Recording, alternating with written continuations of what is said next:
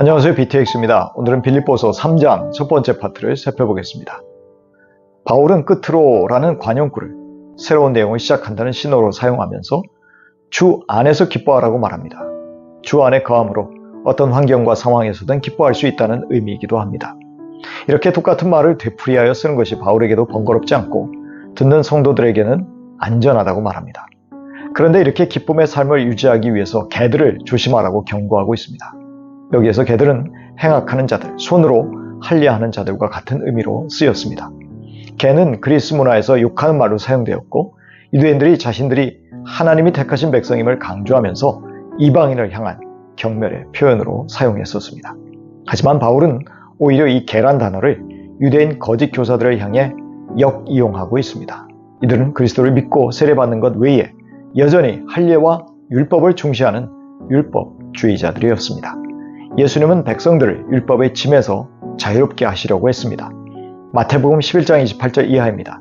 수고하며 무거운 짐을 진 사람은 모두 내게로 오너라. 내가 너희를 쉬게 하겠다. 나는 마음이 온유하고 겸손하니 내 멍에를 메고 나한테 배워라. 그리하면 너희는 마음의 쉼을 얻을 것이다. 하지만 소위 개들은 그리스도인들을 유대인들의 종교 속으로 다시 끌어들이고 있었습니다. 그래서 새롭게 예수 믿고 기뻐하는 사람들을 다시 무거운 짐을 지워서 고민하게 만들었습니다. 율법주의자들은 할례의 진정한 의미도 이해하지 못한 채 표피를 베는 그 행위 자체를 강요하고 있었습니다. 그러나 바울은 그리스도 예수 안에서만 자랑하고 예수로만 기뻐하는 자들이 바로 참 할례당이라고 말합니다. 진정한 의미에서 이스라엘 백성은 이제 예수 믿는 사람들, 이미 임하신 성령 안에서 예배하는 자들이라는 것입니다. 하지만 바울은 과거의 율법주의자들과 같았었습니다. 바울은 태어난 지 8일 만에 할례를 받은 정통 유대인이요 베냐민이라는 유대 정통지파 출신이었습니다. 그는 히브리어에도 능통하였고 철저하게 율법에 순종하는 바리새파에 속해 있었습니다. 바울은 자기가 신앙에 열정이 있었기에 예수 믿는 사람들을 열성적으로 핍박하기까지 했습니다. 그러나 그는 이제 자기에게 유익했던 것들, 이득이 되었을 것들을 다 손해로 여깁니다. 그것은 그리스도께서 하신 일에 비하면 이 모든 종교적 행위들이 무가치하며 하나님 앞에서 의로워지는 데 있어서 방해물이 된다고 생각했기 때문입니다. 하지만 손 할례당은 예수님만 가지고는 불충분하다고 여겼습니다. 그러나 바울은 오직 예수만으로 충분하다고 강변합니다. 왜냐하면 주 그리스도 예수를 믿고 체험하는 것이 가장 위대한 가치를 지녔기 때문입니다. 그래서 그는 가장 위대한 가치이신 예수님을 위하여 모든 것을 잃어버렸고 지금은 그것들을 배설물로 여기고 있습니다.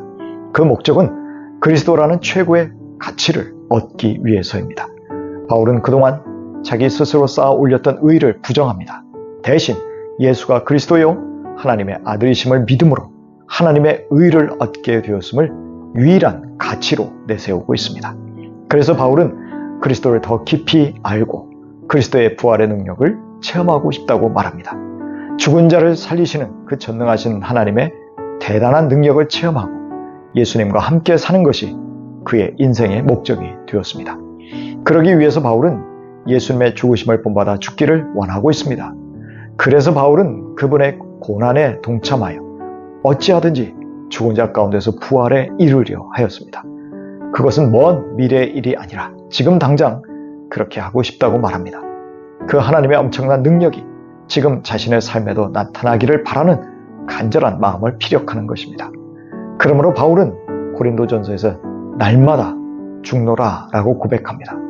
그리스도의 고난에 동참하고 그리스도의 죽음에 자신을 일치시키는 삶이 없다면 그는 부활의 능력, 하나님의 능력을 경험할 수 없기 때문입니다.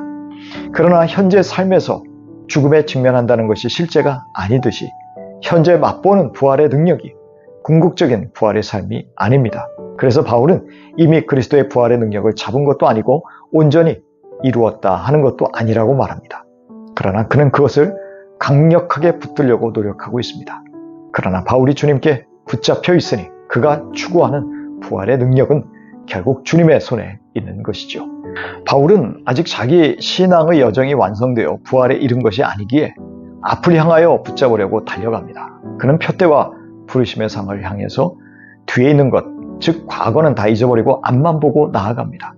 경주를 시작했으니 그 종착지를 향하여 자기 자신을 복종시키면서 스스로를 밀어붙이는 노력을 하고 있습니다. 그러나 신앙의 이해나 성숙도는 성도들마다 각기 다릅니다. 그래서 바울처럼 생각하는 사람도 있지만 그렇지 않은 사람도 있습니다. 그러나 바울은 하나님이 이렇게 신앙적으로 어린 사람에게도 언젠가 깨닫게 하실 것이기에 조급해하지 않습니다. 신앙이 약하고 어린 성도들을 판단하거나 정죄하지 않습니다. 중요한 것은 주 안에 계속 붙어있기만 하면 된다는 것을 알기 때문입니다. 예수님은 율법의 무거운 짐에 눌린 이스라엘 백성들에게 안식과 자유를 주시겠다고 초청하셨었습니다. 다윗 역시 기쁨을 오직 주님에게서 찾으라고 교훈하고 있습니다. 시편 37편 3절입니다. 주님만 의지하고 선을 행하여라. 이 땅에 사는 동안 성실히 살아라. 4절입니다. 기쁨은 오직 주님에게서 찾아라. 주님께서 내 마음의 소원을 들어주신다. 빌립보서 3장 1절입니다. 끝으로 나의 형제 자매 여러분, 주 안에서 기뻐하십시오. 바울은 우리의 기쁨 역시 주 안에서 찾으라고 권면하고 있습니다. 또다시 종의 멍에를 매게 만드는 할례나 유대 율법들을 지키려는 인간적 의의를 추구하지 말라는 말입니다. 거기에는 안식도 없고 기쁨도 없기 때문입니다. 우리의 자유, 안식, 그리고 참 기쁨은 진리이신 예수님 안에서 인격적인 관계 안에 들어가서 누리는 축복임을 잊지 않아야 합니다.